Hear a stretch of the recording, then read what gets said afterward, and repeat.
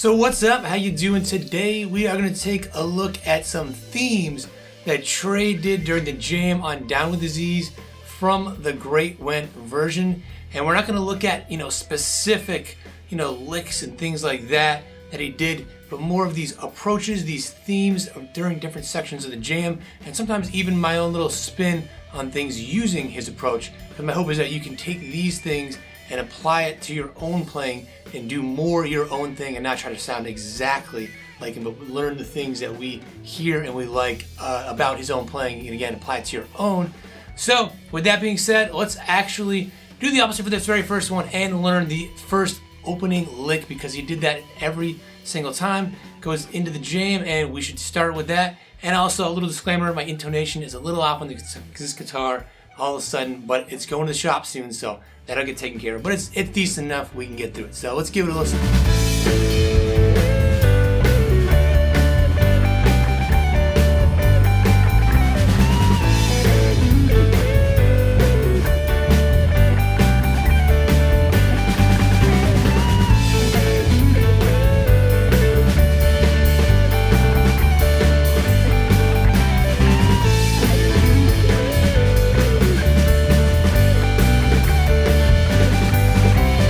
So that opening, lick there to the jam, we have this A shape. We're playing around A. It's just this A Mixolydian thing, and you're playing around that, and it's just got this. And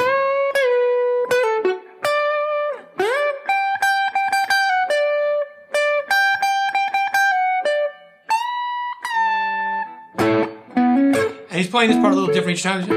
It's kind of that Hendrixy little playing around with that A. But in in the G shape, they call it the K Tristan, that G shape. And then just that big bend there, big leap from here to here, to that D note.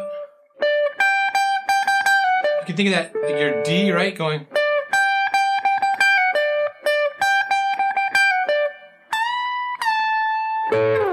And that's it. So that's a good starting point. You really want to know that to kind of launch into this jam. But the second theme is that he's really just sticking around with A Mixolydian, which is just the A major scale, but with the flat 7, if you don't know what that means. Right there, kind of gives a little more space. Much more common that you hear them jamming in that mode than, say, the major mode. And I just think of this as kind of like A Mixolydian explorations. There's not really specific stuff he's doing, except he's just kind of exploring through it. But let's give it a listen to me playing around with it myself, a little bit in the vein of what he's doing, and a little bit kind of going off on my own, but just to hear how that Mixolydian sounds, and then we'll check out what's going on next.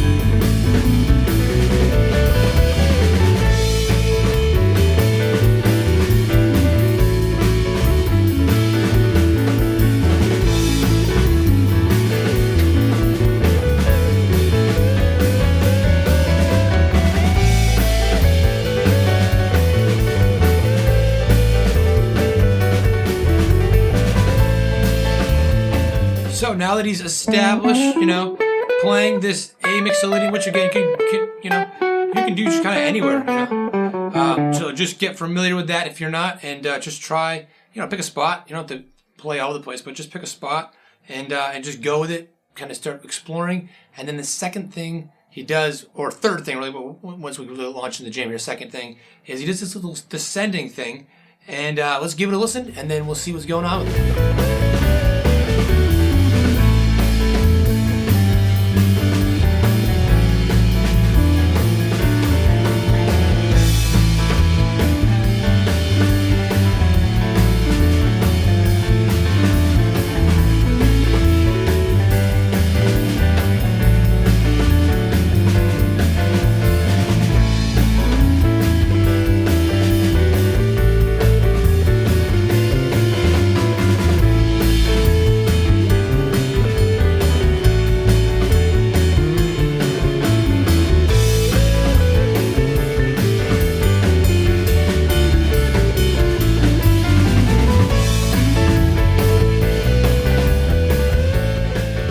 So he's playing this thing where he's playing A,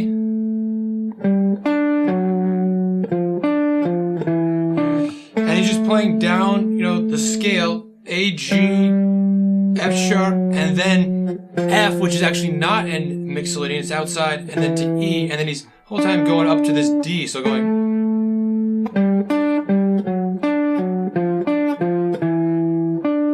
Kind of like that, you know, and again, this stuff doesn't have to be exact, it's just that idea of going down and maybe throwing that extra note there between it all. And that's just this little, you know, I call it, you know, just an A Mixolydian descending line, whatever, little descending thing with the F thrown in there. But if you know, listen to my example there, you notice I did it up higher, up here too. And I did all these things where we developed it. So it wasn't just the same thing over and over. It's good to have that kind of idea, you know, and then start to establish it and then start to developing it, which we're going to look at more as we go along. So let's look at the next one here and see what's going on with that.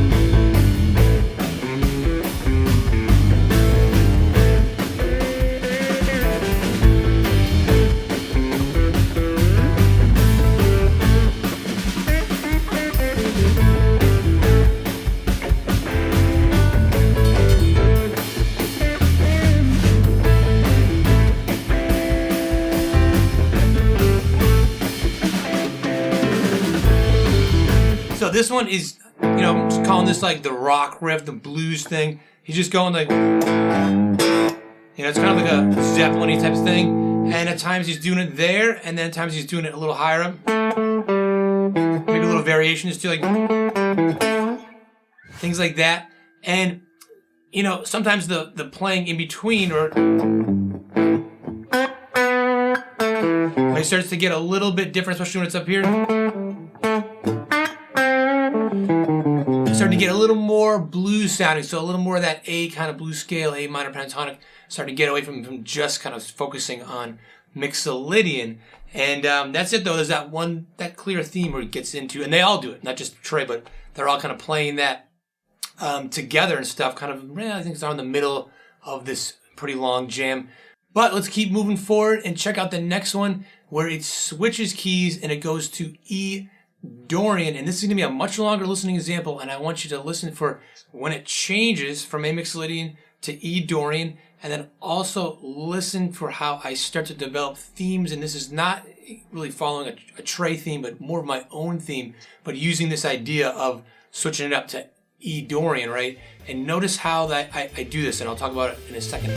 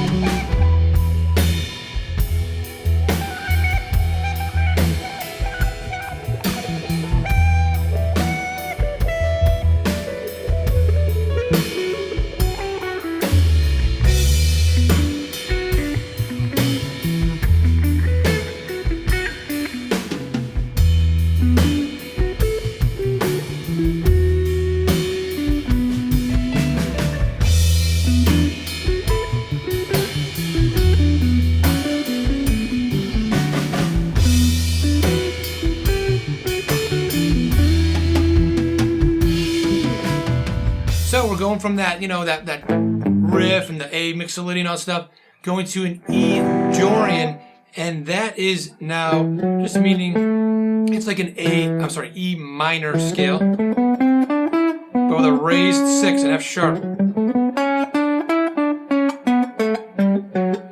which is actually the same notes as A Mixolydian, but we're just focused on the E, so it's an easy, transition stuff. So how do we know that even happened? Well, it was Mike that really, just started hitting that E, and he was guiding it, and people often think of, the bass player, they get made fun of the most, and I was a bass player for like 8 years before I even touched a guitar, And you can tell you that the bass player often is like a real driving force throughout music, but especially when it comes to jam stuff. And you might not like kind of see it on stage or even hear it as much as, say, a lead instrument like a guitar or a saxophone kind of leading the jam somewhere. But they're pulling the strings quite a bit because they got their feet in both sides of it.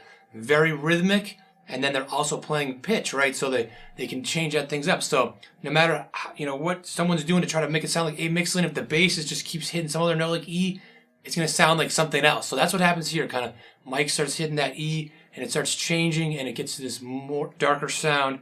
And then as I was going on in my example, I started to kind of get, do a little, you could say E Dorian exploring, and started to then get it under my fingers, and I started hearing like a melody in my head, and started to go with it, and they have a new theme, and started to develop that as well. So that's where using scales and knowing them can be helpful to kind of give you a guide, like a map of what to do, but it's not going to equal good music. It kind of gives you the map, but as you're going, you start to get to know the lay of the land, and then you know kind of where you want to go and what you want to do when you get there, So think of it like that.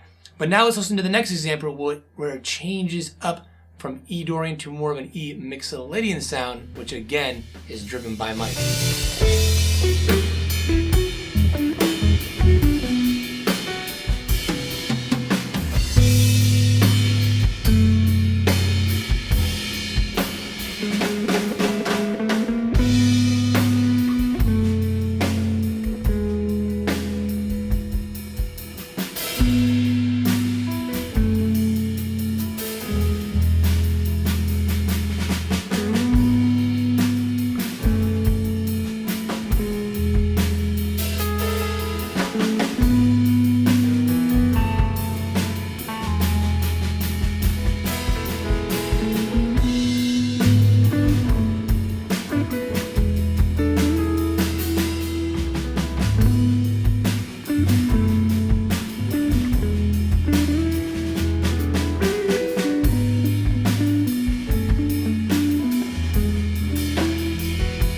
So what makes this now E Mixolydian, which is another great kind of smooth transition because you're in E Dorian, you're sticking with E, but you're just changing it to Mixolydian, which is just changing this one note. Instead of having a G, now you have a G sharp.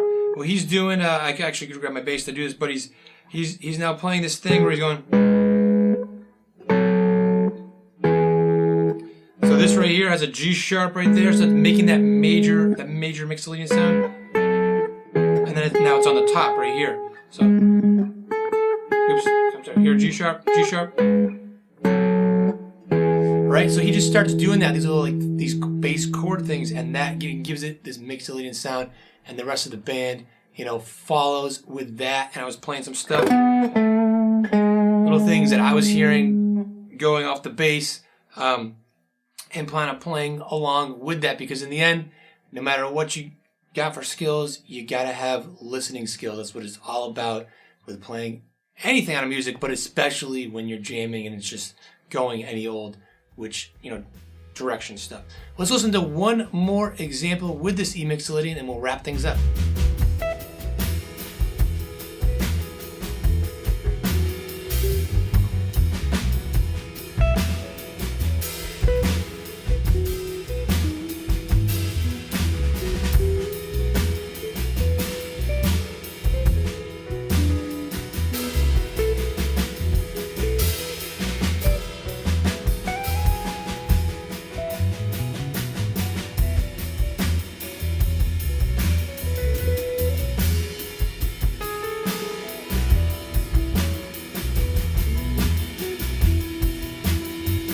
So the thing that's going on here is, instead of playing those chords, I started kind of just playing more around E, so it's kind of just like this E pedal. The piano is really just hanging around, really repetitive, and it's still Mixolydian, and then I'm just kind of playing more, higher up, and getting a little, theme there, but playing outside a little bit too. So not always just playing these notes, but maybe playing this note right here.